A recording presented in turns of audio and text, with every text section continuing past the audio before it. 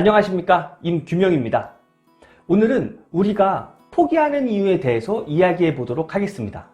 나는 어떤 일을 시작했을 때 그 일을 끝까지 하지 못하고 중간에 포기하는 경우가 많다 하시는 분들은 오늘 영상 끝까지 봐주시길 바라겠습니다. 포기라는 것은 내가 하려던 일을 중간에 도중에 그만두는 것입니다. 내가 하려던 일을 중간에 그만둘 때 여러 가지 이유가 있겠죠. 주변적인 환경이 내가 정말 이 일을 할 수가 없어서 어쩔 수 없이 그만두는 경우가 있습니다. 이런 경우의 포기는 저는 그렇게 많지 않다고 생각합니다. 대부분의 사람들이 하는 포기는 내가 이 일을 할 수 있는데도 불구하고 내가 할 수 없는 이유를 만들어서 그 일을 도중에 그만두는 것이라고 저는 생각합니다. 포기하기 위해 만들어낸 이유 중에 제일 큰 이유는 내가 쏟은 노력에 비해 결과치를 너무 높게 잡는다는 데 있습니다. 예를 들어서 이런 거죠. 자격증을 취득하기 위해 준비를 하는데 공부는 조금만 하고 자격증을 취득하길 원합니다. 그리고 자격증을 취득하지 못하면 난 안 되나 봐. 역시 난 안 돼. 이러면서 자격증 취득을 포기를 하는 것이죠. 자격증 취득은 자격증 취득할 수 있는 수준이 되어야 자격증 취득이 가능한 거죠.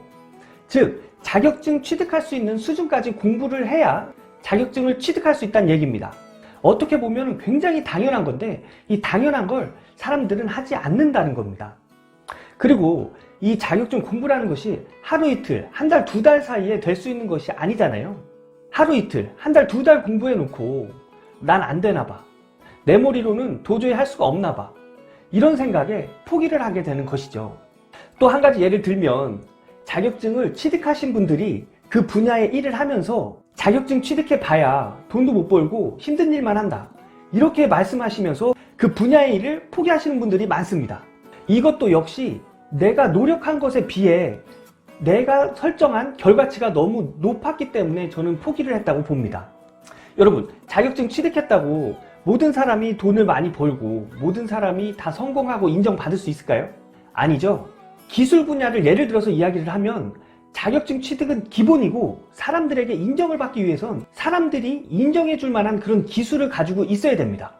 그런데 내가 자격증을 취득을 했다고 기술까지 습득한 것은 아니죠. 기술은 경험을 통해서 습득하는 거라고 생각합니다. 기술을 배우는데 한 달, 두 달이면 그 기술을 배울 수 있을까요? 전기 분야로 얘기를 하자면 기술을 내가 습득하는 데는 한 3년에서 5년 정도는 투자해야 사람들에게 인정받을 수 있는 그런 기술을 습득할 수 있다고 생각을 합니다.